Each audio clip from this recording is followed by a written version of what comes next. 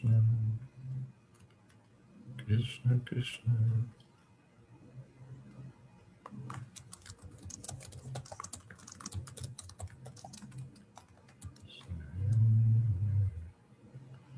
Krishna Krishna, Krishna Krishna, Krishna Krishna, Krishna. Yes, Maharaj, it is 7 o'clock. I think we can get. Okay, so who's leading Kirtan?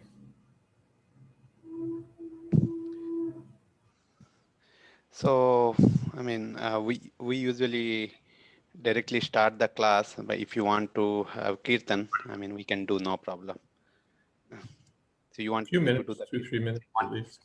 Okay. Yeah. All right. It'll be good for us.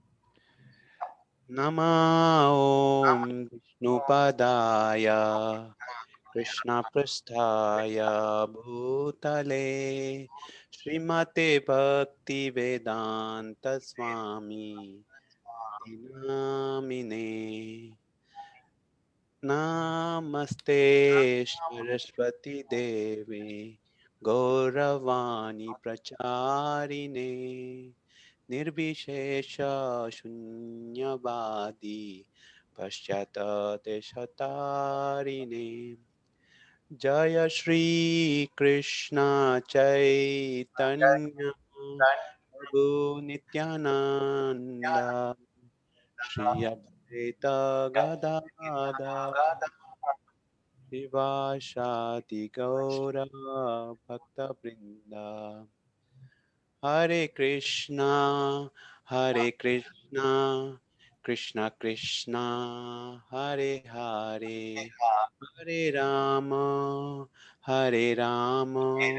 Rama Rama Hare Hare Hare Krishna Krishna Krishna Hare Hare Hare Rama Rama Rama Hare Hare Hare Krishna Krishna Krishna Hare Hare Hare Rama Rama Rama Hare Hare Hare Krishna Krishna Hare Krishna. Krishna Hare Hare Hare Rama Rama, Hare Hare Rama Rama, Rama Rama Rama Rama, Hare Hare Hare Hare. Nitai Gaura Hari Bol Bol, Hari Hari Bol Bol, Hari Bol Hari Nitai Bol, Gaura Hari Bol Hari Jaya Bol. Jaya Prabhupada Prabhupada Prabhupada. Prabhupada Jaya Jaya Prabhupada Shri Harinam Hari Jai Vishnupad Paramahansa Paripurajaka Stotra Sri Srimad A.C. Bhakti Vedanta Swami Maharaj Prabhupada Ki Jai. Aye. Anand Vaishnavrinda Ki Jai. Aye. Namacharya Shri Haridas Thakur Ki Jai. Aye. Prem Ho Shri Krishna Chaitanya Prabhu Nityananda. Jai. Shri Advaita Gadadhar Shri Vasadi Gaur Bhaktivinoda Ki Jai. Aye. Shri Radha Krishna Gopinath Sham Kund Radha Giri Govardhan Ki Jai. Aye. Vrindavan Dham Ki Jai. Navadip Dham Ki Jai. Jagannath Puri Ki Jai. Jai. Gangamai Ki Jai. Jamanamai Ki Jai. Jai. Tuti Devi Ki Jai. Jai. Bhakti Devi Ki Jai. Jai. Samarita Bhakta Vrinda Ki Jai. Bhakti All Vrinda glories Ki to the assembled devotees. All glories to the assembled devotees. All glories to the assembled devotees. Gaur Premanande.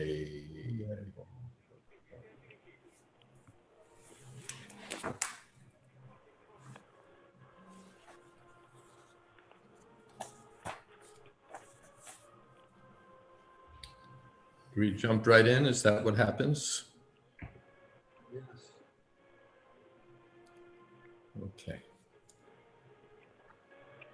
Om Jnana Timirandhasya Gyananjana Jnananjana Shalakaya Chakrunitam Jena Takunimitam Tasmai Shri Gurave Namaha. Shri Gurave Namaha. Shri Chaitanya Manobhistam Sthapitam Jain Bhutale Swayam Rupa Padam Mahyam Tatati. I think we need to mute everybody unless we want to enjoy nice music and other such things. There we go. Thank you. Now, am I just covering verse 1, or tell me what my instructions are, please? Cover as many verses as you like, but at least one. At least one, okay, not less. Thank you. Om Jnana Timidandasya Gyananjana Shalakaya Chakshringanitam Jena Tasmai Shri Gurave. This is chapter 17 of Bhagavad Gita, the divisions of faith, Shraddha Traya Vibhag Yoga. Arjuna Vacha, Ye Shastra Vidimutsrijya Yajante Shraddhayan Vitaha Tesham Nishta Tuka Krishna Satyamaho Satvamaho Rajastamaha. The previous chapter ended. I just want to see one thing here.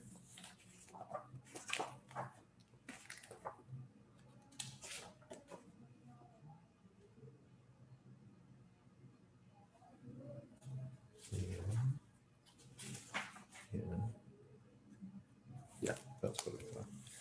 The previous chapter ended by Krishna's saying, Ye Shastra Vidimutsrijya Yajante Vartate Kamakarataha Nasa Siddhim Avapnoti Nasukam Na Paramgatim. If one gives up the directions of Shastra, if one doesn't follow the directions of Shastra, Vartate Kamakarta, he just acts according to his own whims, his own desires. Nasa Siddhim Avapnoti, he won't attain perfection. Nasukam, he won't even be happy. Naparam Gatim, and what to speak of going back home, back to Godhead. Tasmat, therefore, Shastra Pramanam Te Karya Karya Vyavastato. One should know what is to be done and what is not to be done from the Shastra. Shastra Gyatva Vidhanoktam Karma Kartum Viharasi. One should act according to the direction of Shastra. One should know what the Shastric direction is, and one should act accordingly so that he can be elevated. So that's that's the conclusion. One has to act according to the direction of Shastra. Shastra means the law. Shastra, it comes from the verbal root shas, which means to control. So you get Shastra, the controlling directions from the Lord, and Shastra, weapons, Shishya, a disciple, one who agrees to be controlled. So one should agree to follow the controlling directions of the Shastra. But now Arjuna has a question. Yea, Shastra Vidimutsrijya Yajante Shraddhayanvita. What about people who give up the directions of the Shastra? They don't follow it. But Yajante, they do perform worship, Shraddhayanvita, with faith. They have faith in some process. They follow that process. What about them? Tesham Nishta Tuka Krishna. What kind of faith do they have? Satvamaho Rajastama. Is it in goodness? Is it in passion? Is it in ignorance? Where do these people stand? That's the question. In the purport, in the 4th chapter, 39, it is said that a person faithful to a particular type of worship gradually becomes elevated to the stage of knowledge and attains the highest perfectional stage of peace and prosperity. In the 16th chapter, it's concluded that one who does not follow the principles laid down in the scriptures is called an asura, demon, and one who follows the scriptural injunctions faithfully is called a deva. Vishnu bhakta smita daiva asurastad viparyo.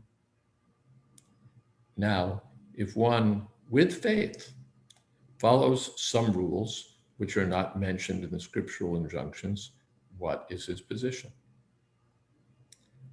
This doubt of Arjuna's is to be cleared by Krishna.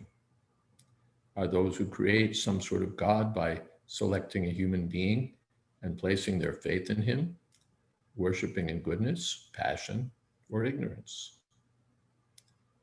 Do such persons attain the perfectional stage of life? Is it possible for them to be situated in real knowledge and elevate themselves to the highest perfectional stage?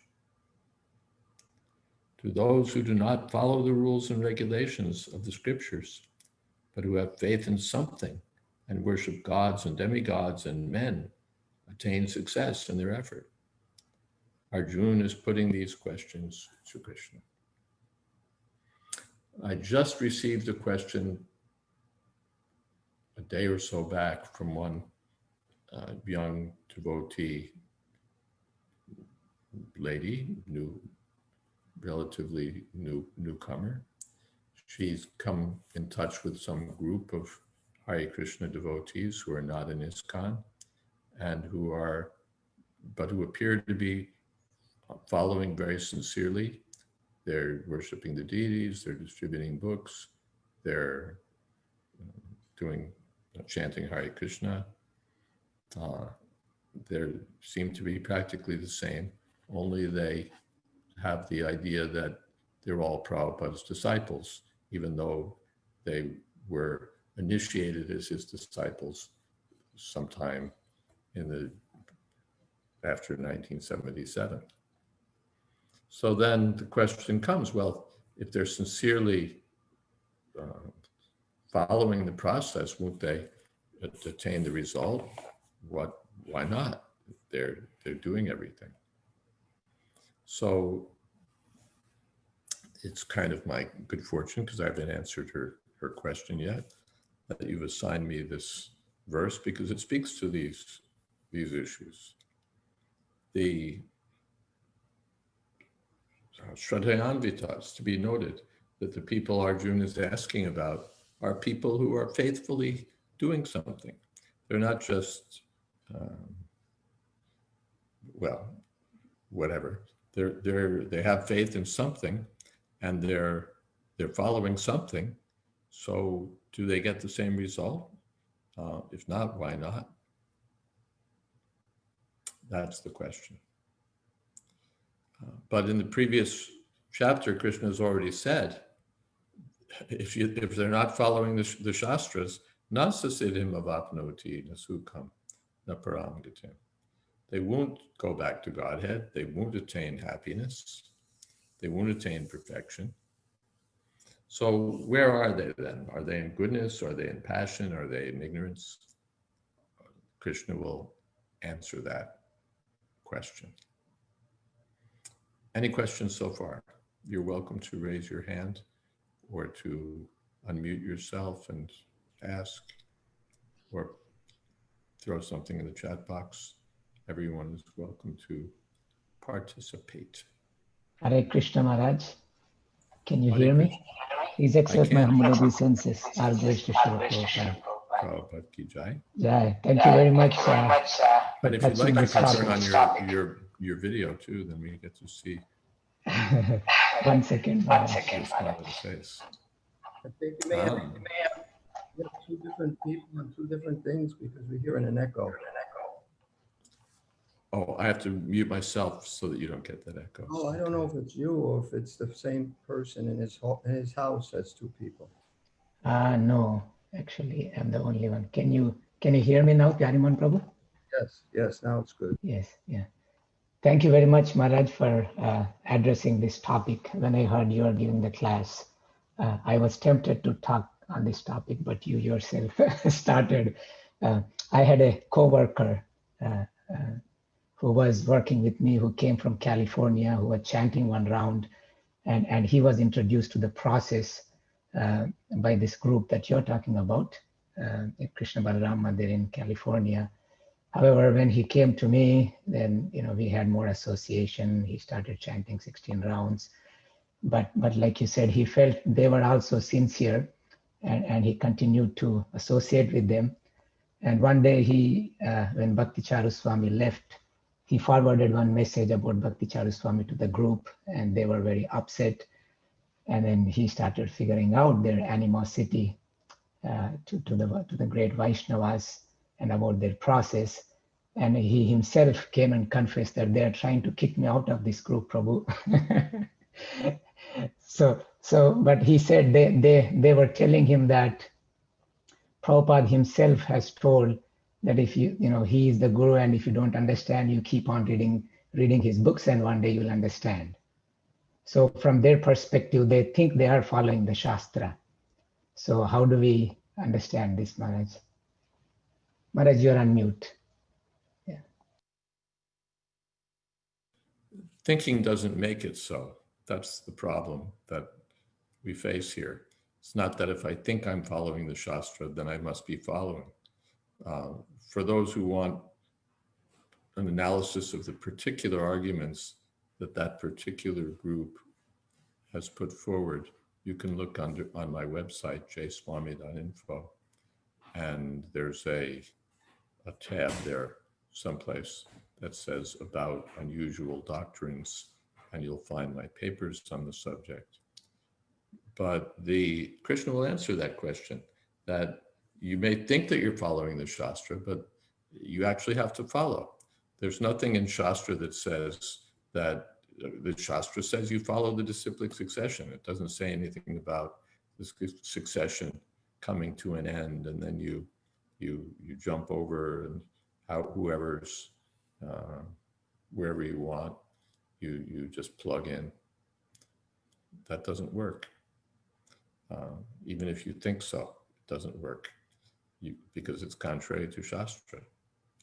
Even if you think, no, there was a letter, it said that henceforward these 11 people can initiate on my behalf. All right, if you think that, then still there's only 11. So you have to go to one of those 11 henceforward. You can't go anyplace else. Otherwise, you're inventing something. Anyway, there's so many problems with their I call it creative managerial theology. They create some doctrine that fits their concept of management, and then we have to accept that this is the philosophy. So many problems are there. But the conclusion is that it's not in accord with the Shastra, nor the Guru, who they claim to be disciples of, nor the saintly persons, whom, as your friend noticed, they are inclined to blaspheme. So just before we leave this group aside and go back to our main thread here, then I've given an example about their situation, because we see they're distributing books, they're chanting Hare Krishna, they're worshiping the deity very nicely, they collect funds, they distribute prasadam, they get recognition from high government officials. There's so many wonderful things that we see about them. And I have to acknowledge that all those things are true. I only see two defects. They've deviated from the philosophy, and they blaspheme and offend the Vaishnavas. Otherwise, they're great and tick off all the boxes. So my example is that this is something like there's a woman, and she's beautiful, she's cultured, she comes from a good family, She's healthy. She's affectionate. She's a good cook. Not a good cook. She's all these other things. She's well educated.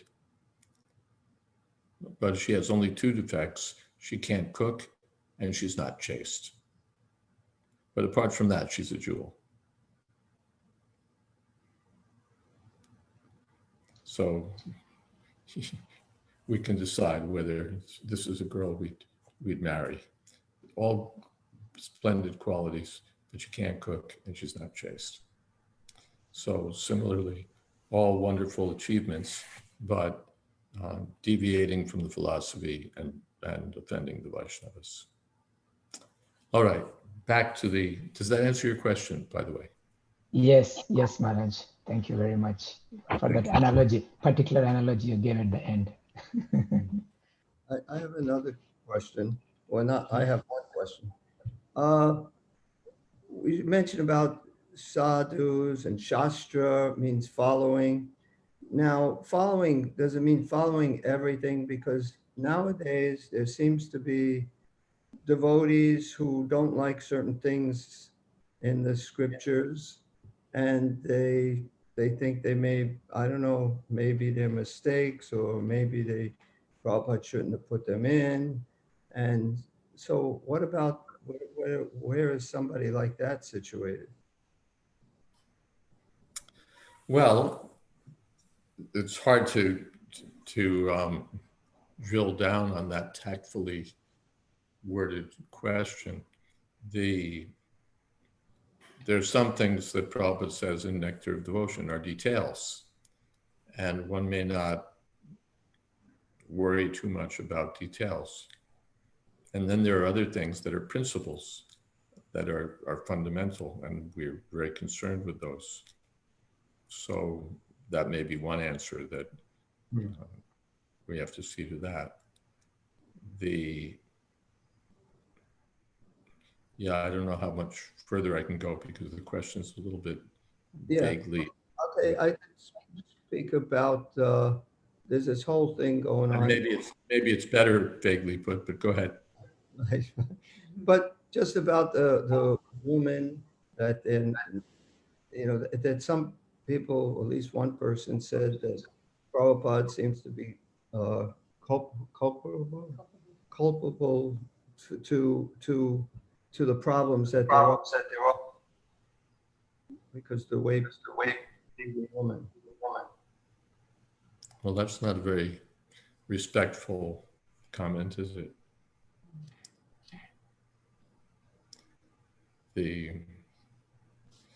What should I say about that? The Prabhupada's to blame. Culpable means blameworthy. Right. The Prabhupada's to blame for what? Whatever they want to say. But it's not very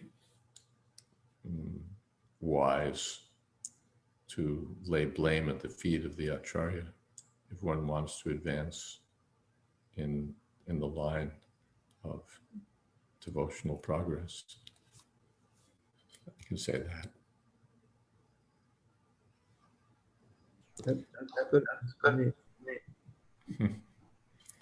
Okay. Anything else? Maharaj, Yes. Am I going? Yes, we're here. Earlier you said that the two offenses, that those people who follow Prabhupada have only two offenses, but aren't they big elephant offenses? Yeah, that was my point. That to deviate from the philosophy and to offend the Vaishnavas, just like a woman, she has all these other good qualities, but she can't cook and she's not chaste. Well, those are what we call deal breakers, aren't they? Mm-hmm. Okay, I get it now. Thanks. Okay. Hare Krishna Maharaj, Dharmat Pranamal goes to Srila Prabhupada. I have heard the similar explanation from His Grace Sankarshan Das Adhikari. So he was mentioning are you able to hear me? Yes. Okay. So Maharaj, he was mentioning that I think they have the magazine also that says Back to Prabhupada.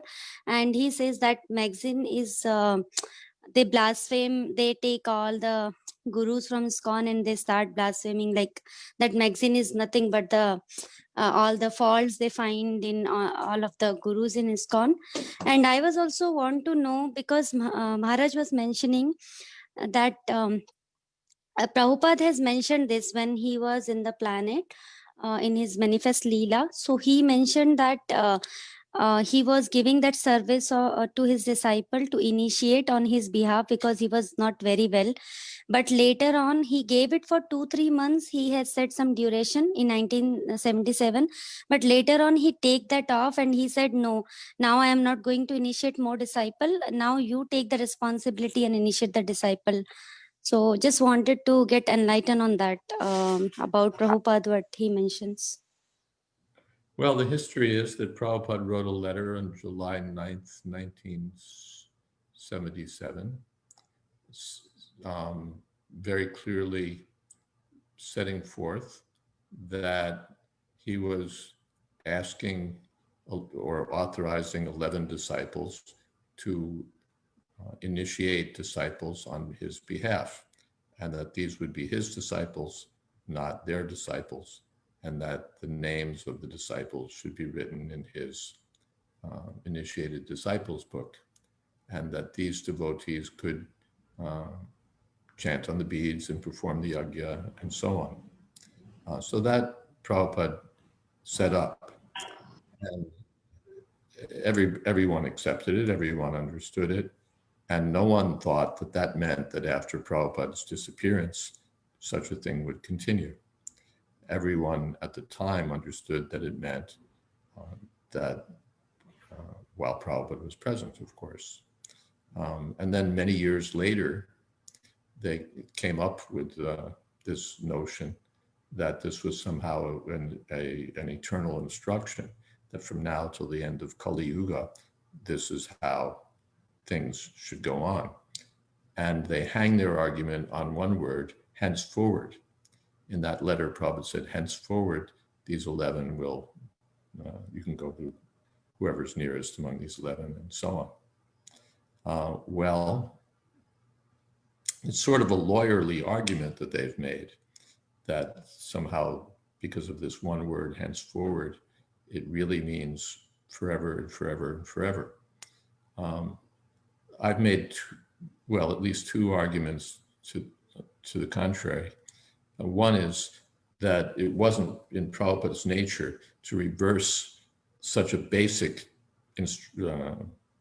teaching as the whole process of disciplic succession, and just, sort of hide his opposition to it in one word, henceforward, and not explain that. If Prabhupada had wanted to make such a fundamental change, he would have made it very clear, would have talked about it again and again and again and again, not just hidden it to be discovered later in one word, henceforward. That's point one. Point two is, all right, if we accept your argument, and I've already said this earlier today, if we accept your argument that henceforward these 11 will initiate on my behalf, then all right, live with that. It means these 11. You can't change it. If your argument is we have to follow Prabhupada, what Prabhupada said in this letter is everything, all right, follow the letter. There are 11 authorized ritviks, and you can approach any one of them. Several of them are no longer in this world,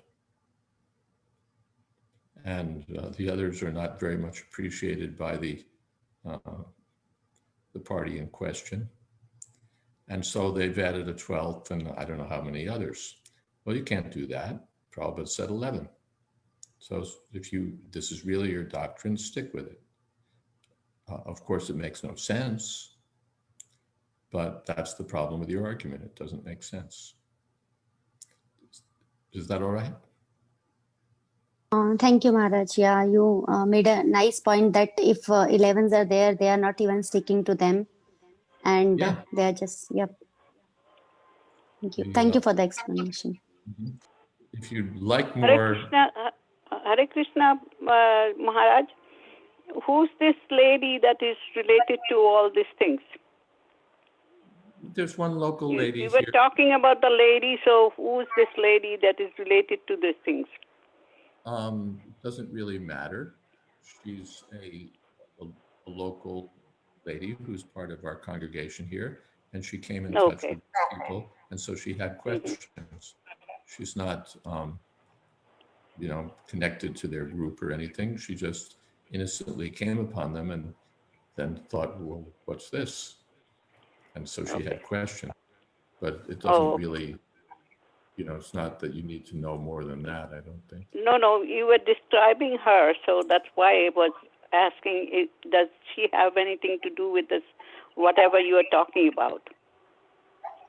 Only that she asked about it. That's it. Not more than that. Oh, okay. I got it. I'm sorry, I didn't understand that. So we've clarified that. In the chat box, you'll find the link to where you can find what I've written about this topic. If you'd like to entertain yourself by reading more about it, you can just follow the link on my website, which is now in the chat box. So this is what we discussed today, that Prabhupada decided that those 11 people will be chanting and doing their chores, and from now on, right? After what he said in the letter, No, right? It meant while he was present. Okay. It meant while he was present. Mm-hmm. Just like if Prabhupada said, henceforward, I'll take my walk on Juhu Beach. It doesn't mean till the end of Kali Yuga. Oh, okay. It means while he's present in Bombay. Okay. It's not that somehow or other when he goes to Mayapur, still he has to walk on Juhu Beach by some process. Henceforward, it's just an ordinary word. It doesn't. You don't hide a whole major revision to the philosophy in one word like that. That's not how Prabhupada. Thank you, Maharaj. Okay, thank you. And again, if you'd like to read more, the whole story is up there. But by the way, for me, this is kind of old history. They haven't really said anything new in the last so many years, and it's sort of tiresome. But since they're still around, and this lady met them, and because it's relevant to the verse. What about those who have faith in a process, but aren't following the authority of the scriptures?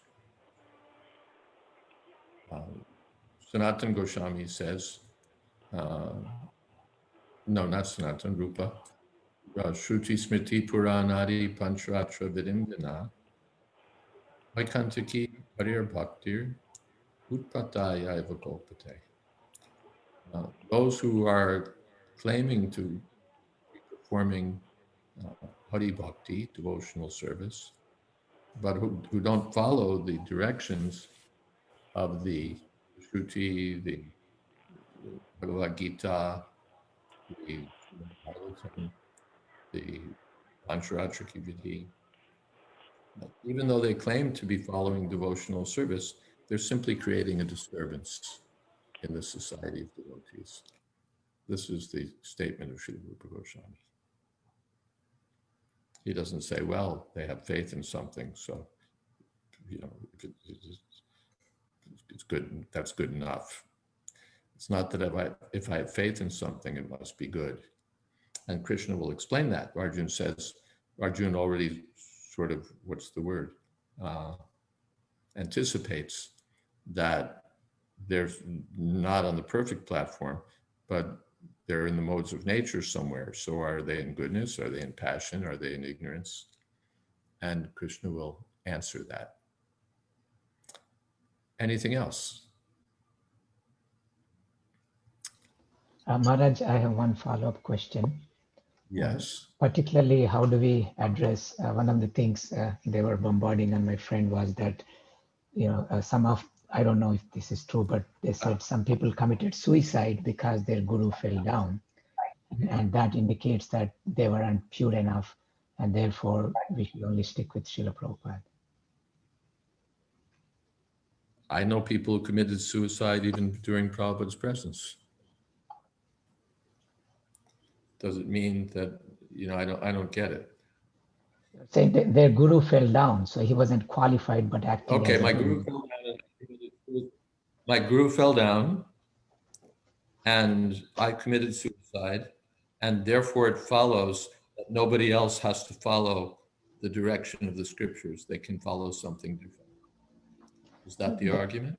Yeah, their point is there are no qualified gurus other than Srila Prabhupada in ISKCON. Okay, I've answered that on the website. If there's no one qualified, then you're out of luck. Too bad.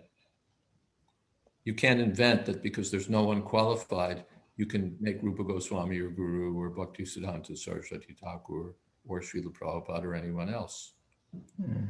There's no one qualified, you're very unfortunate. But, you can't do something else. Like I wanted to marry a girl, but unfortunately she died. And I haven't found any other girl as qualified, so I'll still marry her.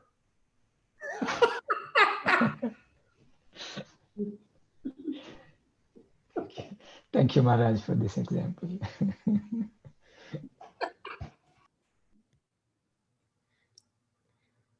Okay.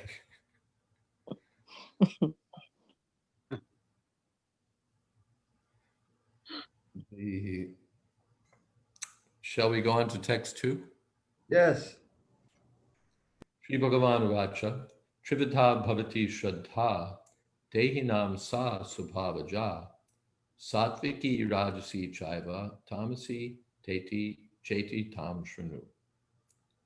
The Supreme Personality of Godhead said, according to the modes of nature acquired by the embodied soul, one's faith can be of 3 kinds: in goodness, in passion, or in ignorance.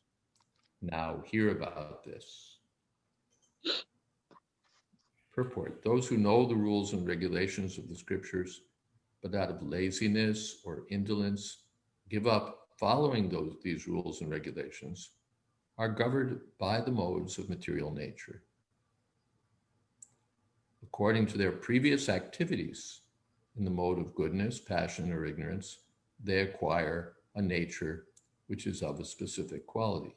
The previous activities means their previous lifetime, they've come to this life. And so with that background, and then they perform more activities in this life in the mode of goodness, passion, or ignorance. The association of the living entity with the different modes of nature has been going on perpetually. Since the living entity is in contact with material nature, he acquires different types of mentality according to his association with the material modes. But this nature can be changed if one associates with a bona fide spiritual master and abides by his rules and the scriptures. Gradually, one can change his position from ignorance to goodness, or from passion to goodness.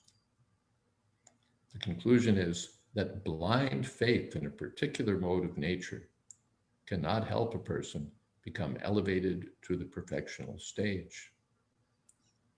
One has to consider things carefully, with intelligence, in the association of a bona fide spiritual master.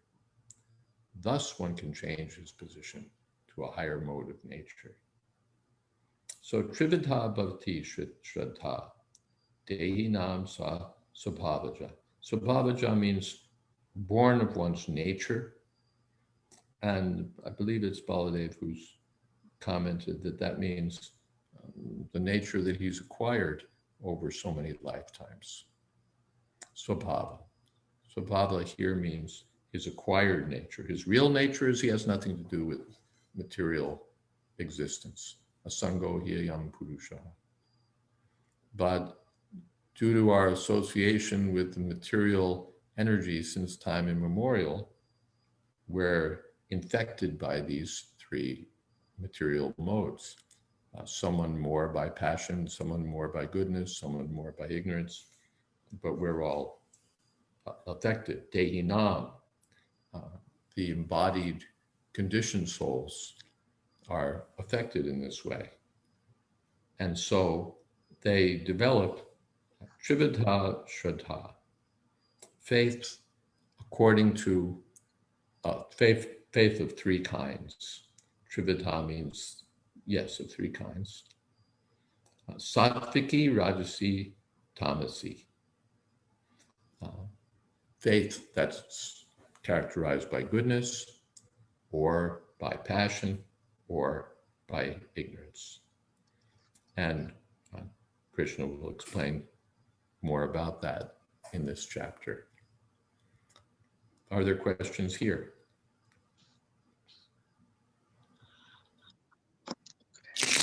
Hare Krishna Maharaj Ji, Dandavot Pranam. This is Alarnath Das. This might be an unrelated question, but this is related to Shastra. Yes. And we should not kill animals. But what about bacteria and other smaller insects? For example, we don't do farming, but we do gardening. Like I have a question, can I use insecticide? I think you're really pretty far off the text here. Yes, yes, Maharaj. But so I want your guidance. Where should I find the answer? You can ask PRA Prabhu. I don't really want a free-for-all class where I just answer any question about anything. I think we want to study the text at hand. Thank you, Maharaj Ji. Thank you. Anything else about text 2 or text 1? Hare Krishna Maharaj, please accept my humble obeisances. Thank you for your time today and your wonderful class. Maharaj, I always had this question, and I have got some answers from some devotees. My question is mostly about text 1, the topic that you covered.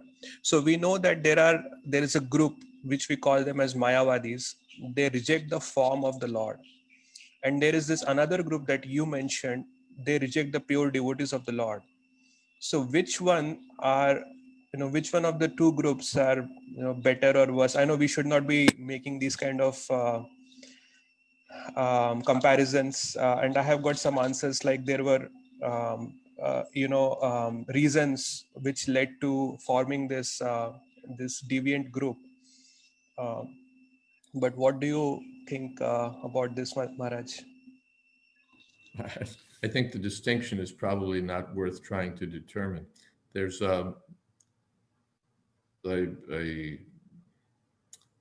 it's said by, I believe, Narottam Das Thakur, Jnana Kanda, Karma Kanda, Jnana Kanda, Kevala Vishara Kanda. That Karma Kanda and Jnana Kanda are two pots of poison. Therefore, Rupa Goswami, Jnana Karmadya Navratam, pure devotional service, is free from karma and jnana. So Narottam Das Thakur says these are two pots of poison. So then if someone says, yeah, I understand that, but which pot is worse?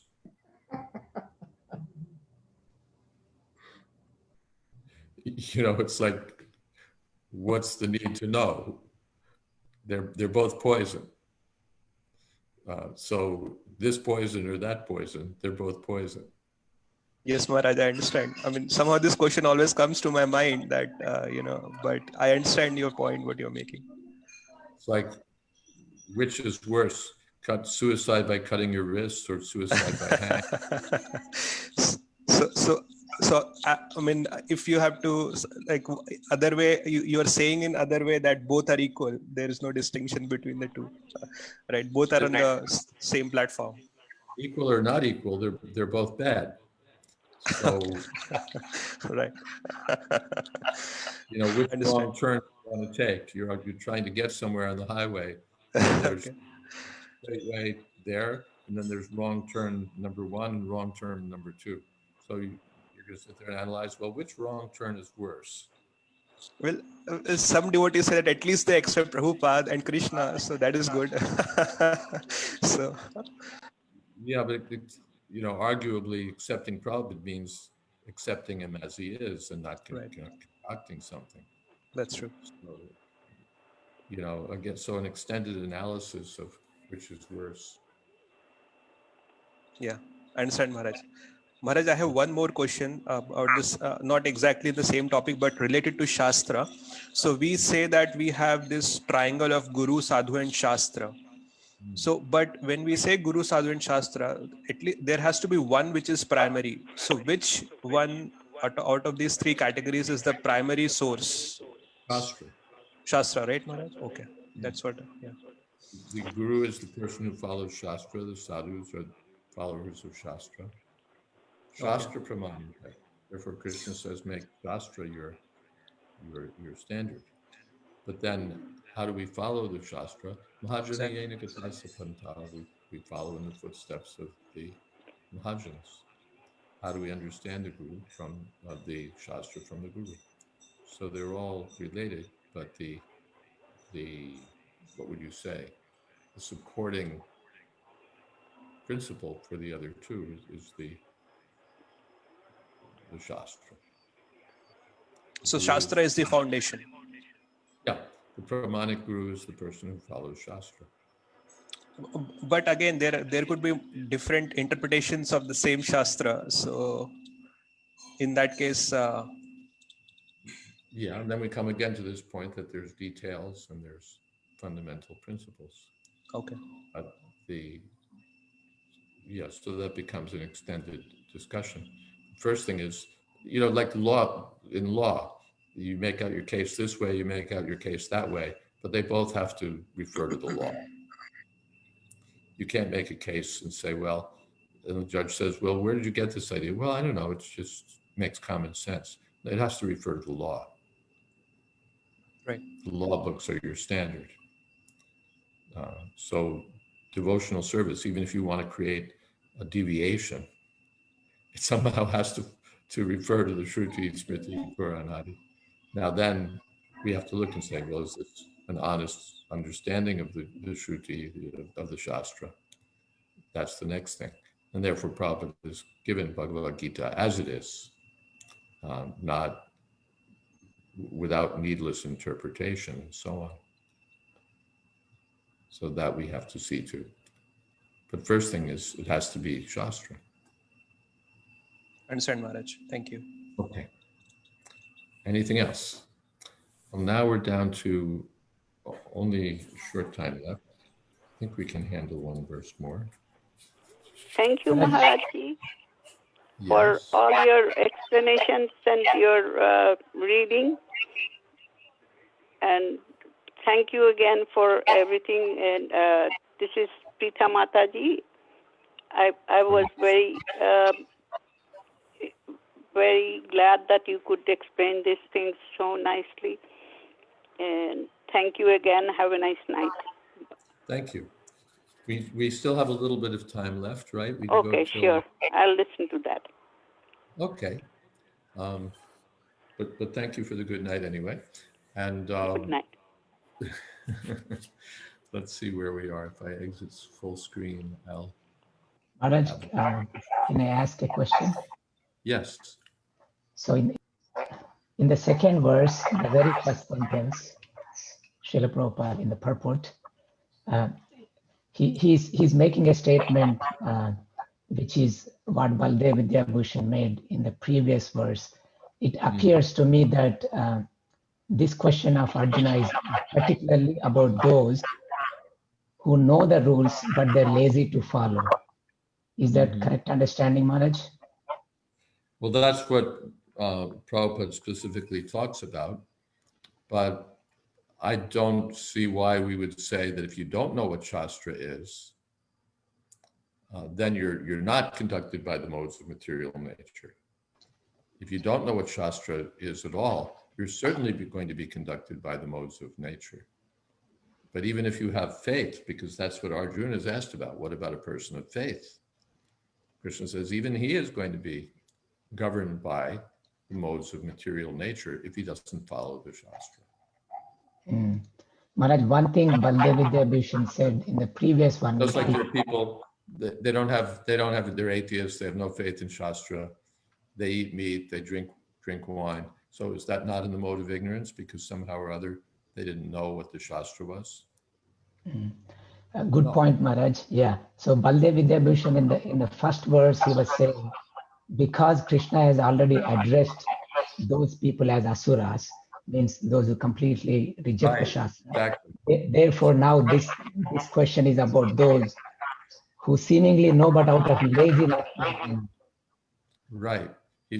We already got rid of the asuras. We said, Shastra Vidamutraja Nasasukam Abapnoti Nasidhim Naparamgatim. Those who have no regard for Shastra, who just give it up without consideration, they're not going to get anywhere. But then, therefore, you have to follow the Shastras. But then Arjuna asks, well, what about those who know about the Shastra, but they're too lazy or they don't follow? So then this point comes. So yes, you're right. And thank you for bringing those things up. Thank you, Maharaj. Anything else here? So Maharaj, Shastra is the highest you said, but where does time, place, and circumstance come into place? Is that in the details?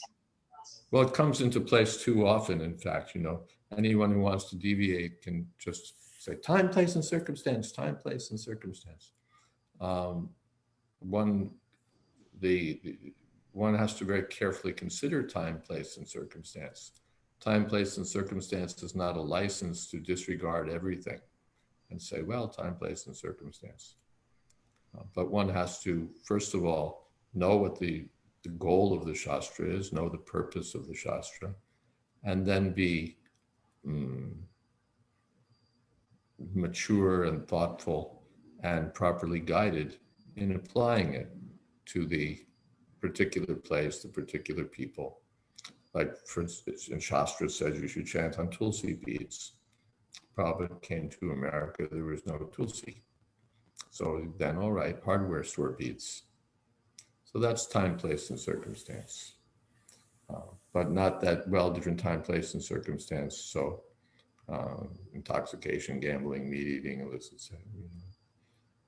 Therefore, these adjustments according to time, place, and circumstance are made carefully by mature and thoughtful devotees, not just whimsically, because I don't really like the direction of Shastra, or because I'm more influenced by my materialistic associates. Thank you, Maharaj. Yeah. I have a question. Well, you mentioned that Shastra is most important. I'm just thinking when Prabhupada came here, we didn't have any Shastra. There was Prabhupada, and Prabhupada was certainly the most important, and he was the guru. So there are certain people, a lot of people, that they're very attached to Prabhupada and do what Prabhupada wants. And of course, they read Prabhupada's books, but Prabhupada seems to be more important to some devotees than anything else. So what do you think about that?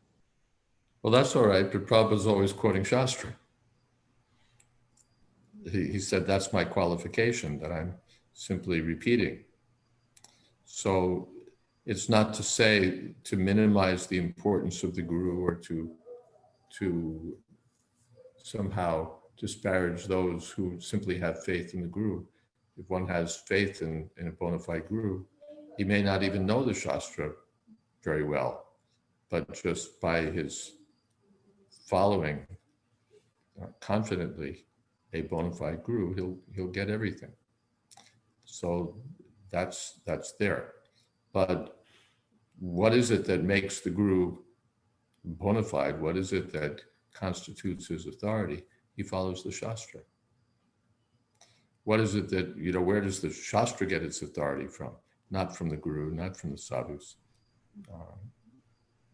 Dharmam hi shakshat bhagavat pranita. Krishna himself directly is the source of the Shastras. Then the Guru speaks Shastra, the sadhu speaks Shastra, they follow Shastra. And then, therefore, when you meet a sadhu or you meet a Guru, then they're wonderful, they're pure, they're enlivening. That's all we really need to know. But why is it so? It's because they're following Shastra, or because everything they do is in terms of the Shastra. Is that Hare Krishna, okay? Prabhuji. Yes, Prabhuji, I understood that. But you rightly said Shastra is the final and but for the devotee who just started, isn't the Guru should be the primary for that person? Because Shastra can be interpreted in many different ways. If you do not have a knowledge of that, you should start with the Guru first, and Guru will explain you the Shastra, and then you can elevate yourself to the next level, right? Actually, it's by association that one gets what Guru Krishna Prasade Pai Bhakti Lata Bij, by the association of Guru and Krishna, that one gets the seed of devotional service. So I don't mean to say that, anyway, we won't talk about what I don't mean to say, but the spiritual master is not less important or less important in my life because he's following Shastra, or because Shastra is our primary source of evidence. Shastra. I don't mean to say that. If one comes in touch with the bona fide Guru, then lavamatra sadhu sange sharpa siddhi hoy. If one comes in touch with a genuine sadhu in one less than a moment, his whole perfection can be achieved. So that's the spiritual master shows the Shastra in action. He transmits the realization of the Shastra. Divya Gyan Vride Prakashito. All these things are possible by the mercy of the bona fide spiritual master. The mercy of the bona fide spiritual master is absolutely required. It's not that, well, as some people say, well, I just read Bhagavad Gita and that's enough for me. I just read Prabhupada's books and everything's in the books. I just read and that's everything. No. The spiritual master is absolutely required. The person who's unwilling to accept a bona fide spiritual master will not achieve success in the process.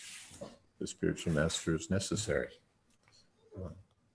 And the person who meets a bona fide spiritual master, Bhagavan Jeev, he's the most fortunate living entity. Guru Krishna Prasade Pai Bhakti Lata Bij. So that's,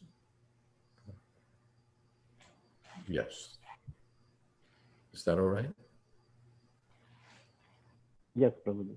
Thank you. Maharaj, I think you answered my question perfectly, that Prabhupada is basically a living Shastra. He's just, by this, being attached to him, following him, you're following Shastra. Yeah. Yeah. Exactly. Exactly. Prema bhakti jaha hoite avidya vinasha jate. Vede gaya harat sharita. All the Shastras are glorifying the bona fide spiritual master.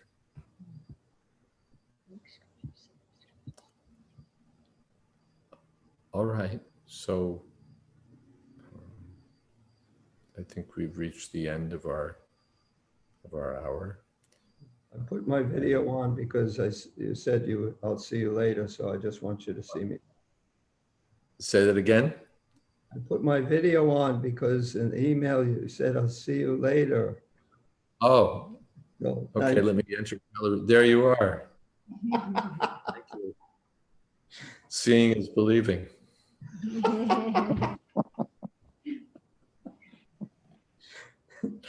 What a pleasure to see you. There's a verse like that. The perfection of the eyes is to see a pure devotee of the Lord. Hare Krishna. Thank you so much. Anyway, thank you, Maharaj. I really appreciate it. Thank you. Thank you. Thank I you. wish we could have gone on to the next verse, but we had a lot of questions. Yeah. Yeah. Okay. Hare Krishna, glories to Srila Prabhupada. Hare Krishna. Praise to Srila Prabhupada. Hare Krishna Maharaj. Thank you, Maharaj, for your wonderful lecture and association. Thank you very much, Maharaj. Thank you, Maharaj. Hare Krishna. Vasudevaya Vajrapatitanavyo Vaishnavebhyo Namo Namah.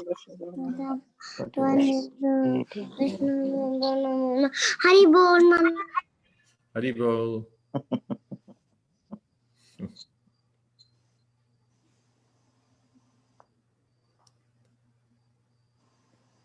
Just to see you is a pleasure, Maharaj. We get good association just by looking at your effulgent face and listening to the pearls of wisdom coming from your mouth. I always feel that whenever I see you, even for a little while, I become so inspired. It's your kindness, Mataji. I'm just trying to repeat something bona fide. Maharaj, can we have more classes from you? Yeah. Sure. That's great, Maharaj. Thank you so much for your mercy. Thank you. Nice to see you, if only in name. Oh, okay. Hare Krishna. Hare Krishna, Maharaj. Jaya.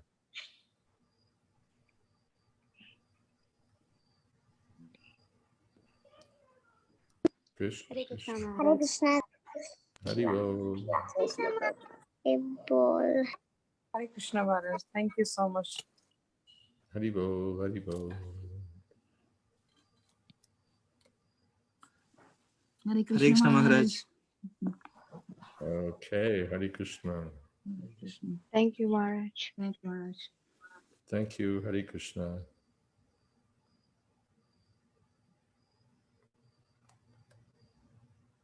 Hare Krishna Maharaj. Hare Krishna.